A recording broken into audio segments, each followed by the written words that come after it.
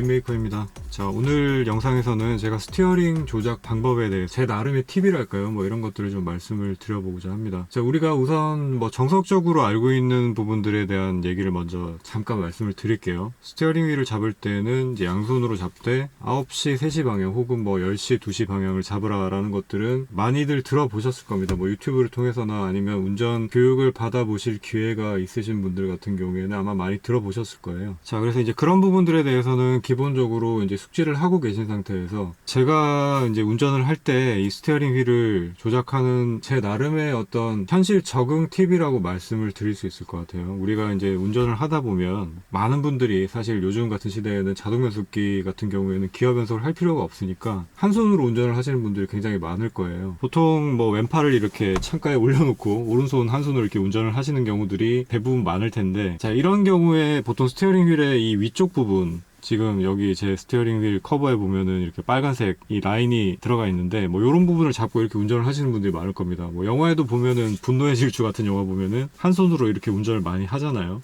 자, 근데 그런 부분들은 사실 제가 생각하기에는 여러모로 별로 좋지 않은 방법이라고 생각을 합니다. 뭐 안전 부분도 물론 당연히 있겠지만 빠른 스티어링 휠 조작 혹은 또 정교한 스티어링 휠 조작 부분에 있어서도 별로 도움이 되지 않는 부분이라고 생각을 해요. 그래서 제 영상을 조금 보신 분들은 뭐 아시겠지만 제 경우에는 뭐 주차를 할 상황 정도를 제외하고는 거의 대부분은 양손으로 이 스티어링 휠을 조작을 하고 있습니다.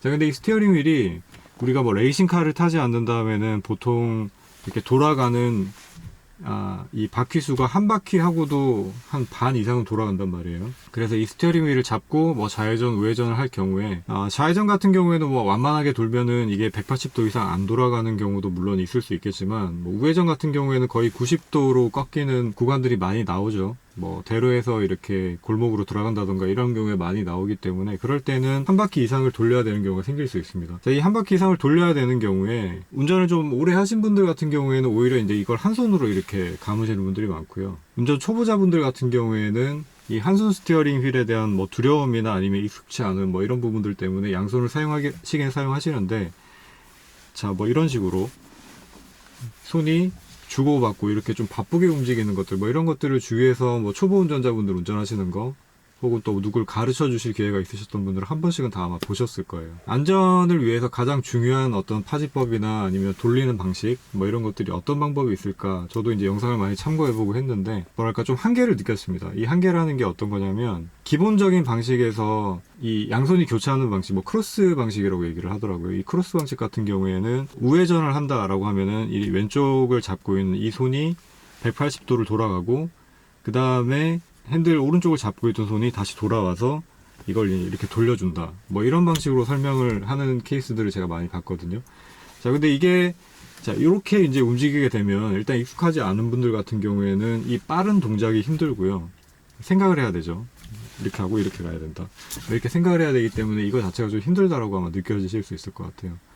그리고 제가 제 경험상으로 봤을 때도 이 손이 교차되는 부분에서 뭔가 좀 빠르게 움직이는, 물론 이것도 충분히 익숙해지면 빠른 동작이 당연히 가능해지겠지만, 조금 번거로운 부분이라든지 제가 생각하기에는 조금 더 빠르게 할 수 있는데 이 손이 걸리는 부분이 생기기 때문에 빠르게 할 수 없다라는 느낌이 좀 들었습니다. 그래서 이제 제가 설명을 드릴 부분은, 자, 요 방식이랑 그 다음에 이 스티어링을 밀고 그 다음에 이렇게 뭐 한 90도 정도 밀어주고 당기고 하는 방식, 요 두 가지 이제 논크로스 방식이라고 얘기를 하죠.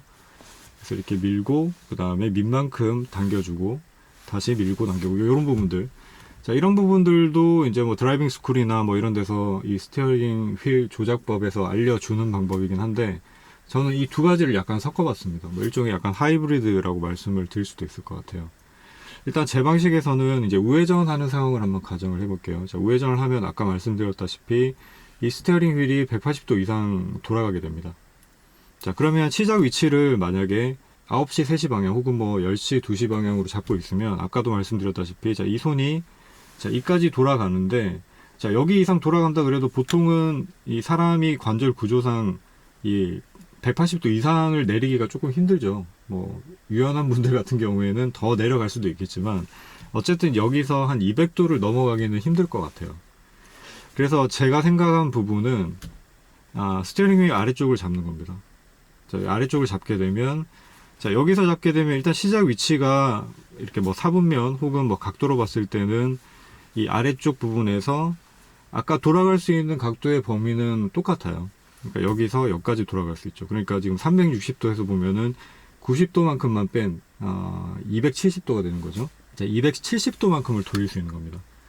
자, 뭐 한 10도, 20도의 어떤 여부는 빼고 생각을 하더라도 9시 방향을 잡았을 경우에는 180도까지만 돌릴 수 있지만요.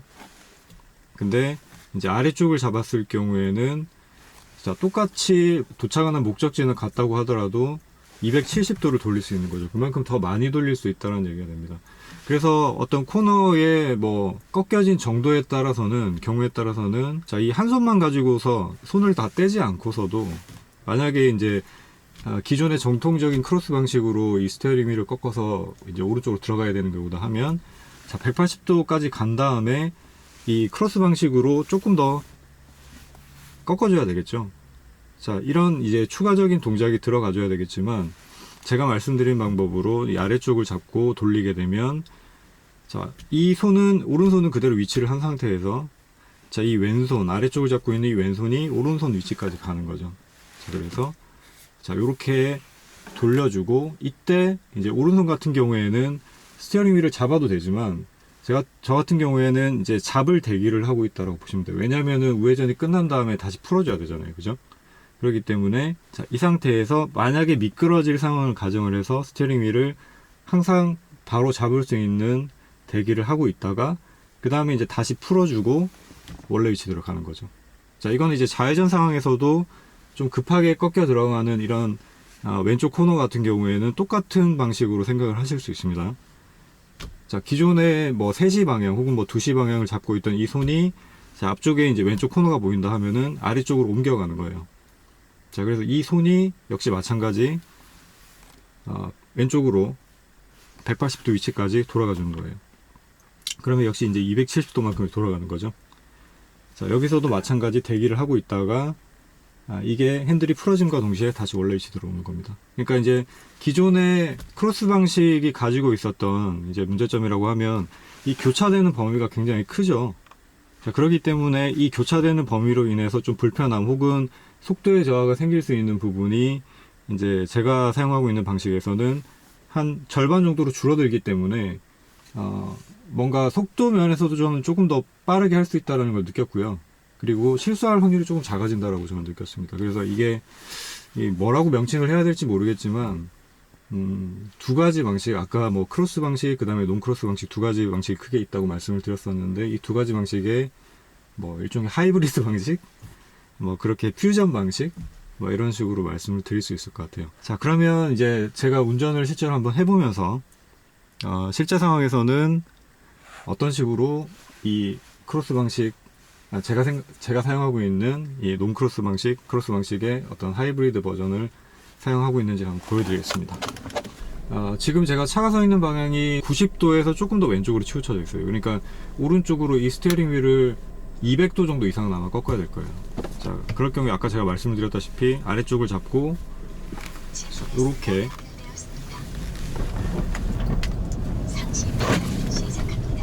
자, 이렇게 이제 꺾여서 들어갈 수 있고요.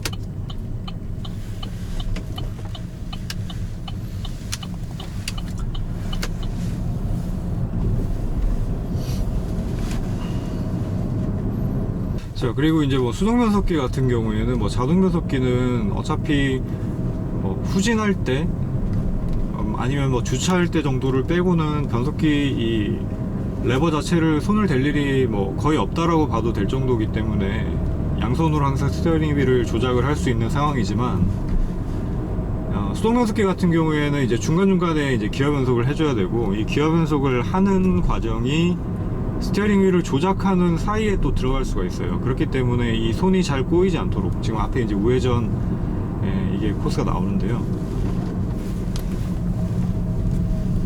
자, 이런 식으로 지금 보면 180도 정도 돌아가는 상황이지만 이제 기존의 크로스 방식으로 스티어링 휠을 조작을 했다 하면 이게 팔이 이렇게 아마 좀 많이 꺾였을 거예요. 이게 이제 반복되는 코너 같은 부분들을 뭐 왼쪽, 오른쪽, 180도, 180도 이렇게 이제 꺾는 부분에서는 또 이게 적절할 수 있겠지만 그렇지 않은 경우에는 이제 일반 도로를 우리가 달리고 있을 경우에, 자, 이런 경우에는, 자, 이런 것들이 이제 더 방식이 적절하다라는 거죠. 자, 우회전 아래쪽으로 지금 돌려서 이제 겹쳐지는 부분이 보시면은 이 180도 범위 내에서 크로스하는 것보다는 훨씬 더 작게 겹쳐지죠. 자, 앞쪽에서 몇 번 더 보여드릴게요. 자, 그래서 이제 이런 것들이 제가 운전을 하면서 이제 뭐 제가 게임을 하면서, 레이싱 게임을 하면서도 이제 힌트를 얻은 부분들이 있고요. 레이싱 게임을 하면서는 예를 들어서 드리프트 같은 걸 할 경우에는 이제 처음에 들어가는 타각, 코너 들어갈 때 들어가는 타각은 차를 미끄러뜨리기 위해서 약간 이렇게 들어가는 정도 타각만 들어가더라도 그 이후에 미끄러지는 정도에 따라서는 재빨리 핸들을 카운터를 줘야 되는 상황이 생길 수가 있거든요. 근데 그럴 경우에 한 번에 많은 양의 스티어링 휠을 조작을 하기 위해서는 기존 방식으로는 이게 대응을 좀 하기가 힘들었어요. 이 뭐 그런 드리프트를 하기 위해서 이런 조작을 해야 된다, 제가 이런 말씀을 드리고 싶은 게 아니라, 그러니까 우리가 빠르게 또 정확하게 조작을 할 수 있는 방법이 있다면 이제 그런 것들을 몸에 익혀두게 되면 운전을 하다 보면 비상 상황이라는 걸 만날 수가 있죠. 이 비상 상황이라는 걸 만났을 때 내가 머리는 대처할 수 있는 상황을 계산을 하고 있지만 이 몸이 안 따라가게 되면은 대처를 할 수가 없게 되는 상황이 발생할 수가 있단 말이에요. 그래서 그런 경우에, 자, 이런 조작법들을 평소에 좀 연습을 해 두시면 제가 생각하기에는 안전에도 상당한 도움이 되지 않을까라는 생각이 들어서 지금 이런 말씀을 드리고 있습니다. 여기 이제 좌회전을 한다라고 해보면은, 자, 여기는 아까 왔던 부분인데 90도 정도만 이렇게 돌려도, 그러니까 대부분의 좌회전이 이 정도 아마 돌려서 다 돌아갈 수 있을 거예요. 큰 길 위주에서는 이렇게 이제 주행을 할 수가 있고, 자, 그래서 한 손으로 운전을 하는 위험성에 대해서는 제가 좀 전에도 말씀을 드렸지만요. 자, 이게 스티어링을 감거나 아니면 다시 이제 풀어주는 케이스에서 특히 이제 이 스티어링 휠의 위쪽을 잡고 운전을 하게 되면 내가 생각하는 것보다 많이 감아버릴 수도 있고 또 빨리 감아버릴 수도 있어요. 이렇게 팍 움직일 수가 있으니까요.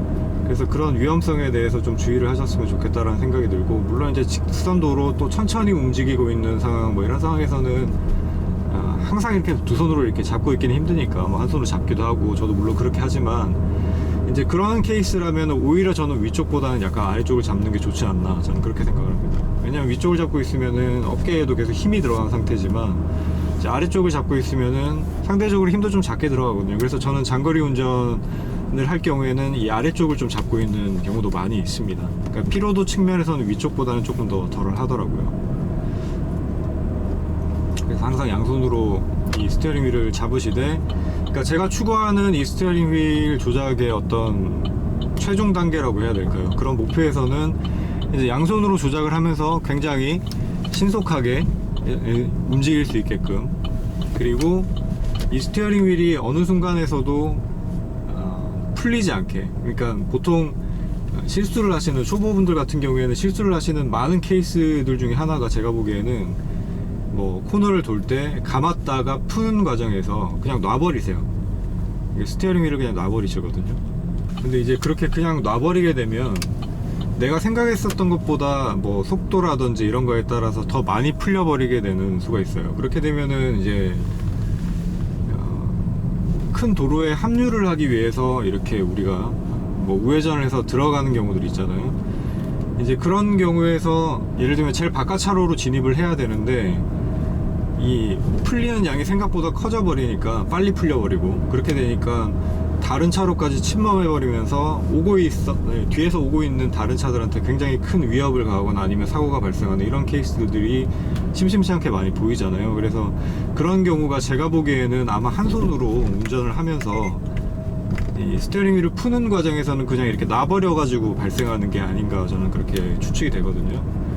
그래서 초보분들일수록 사실 양손으로 스티어링 휠을 바르게 잡으시는 게 가장 중요하고요. 기본이 뭐 무엇보다 저는 중요하다 생각하고, 기본이 충분히 적응이 되신 다음에는 항상 염두를 두셔야 될 게, 운전은 자신감이 막 붙기 시작했을 때 시점에 사고가 가장 많이 발생을 한다고 하거든요.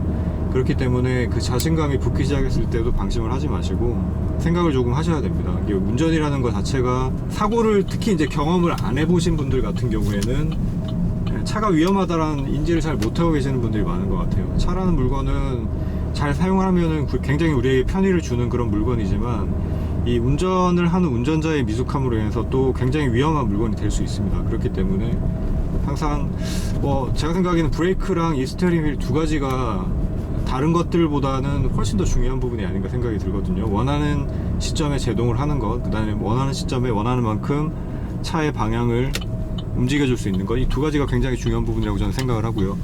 그래서 그런 부분들을 쉽게 컨트롤 할 수 있게끔 훈련을 해 두시는 게 저는 무엇보다 중요하다고 생각을 합니다.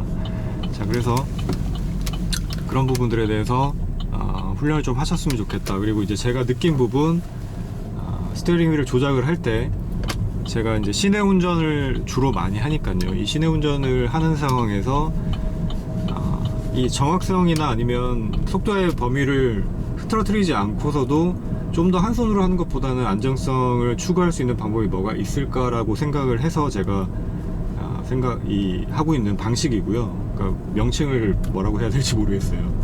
아무튼 그래서 좀 하이브리드 방식이라고 말씀을 드려야 될 것 같은데, 자, 그런 식으로 이제 조작을 하고 있고, 자, 여러분들도 제가 꼭 맞다라고 말씀을 드리는 건 아니지만 제 방식을 참고해서 또 좋은 어떤 스티어링 휠 조작 방법을 한번 찾아보시길 바라겠습니다. 그리고 또 더 좋은 방법이 있다고 하면, 또 발견하셨다고 하면 또 댓글로 다른 분들하고 또 공유를 해주시면 좋을 것 같아요. 자, 그러면 저는 이번 영상은 여기서 마무리를 하겠습니다. 자, 오늘은 스티어링 휠 조작법에 대해서 제가 지금까지 운전을 하면서 나름 생각해낸 어떤 방식에 대해서 말씀을 좀 드려봤고요. 자, 그러면 저는 다음 영상에서 또 찾아뵙도록 하겠습니다. 자, 지금까지 저스트 드라이브 레인메이커였습니다. 감사합니다.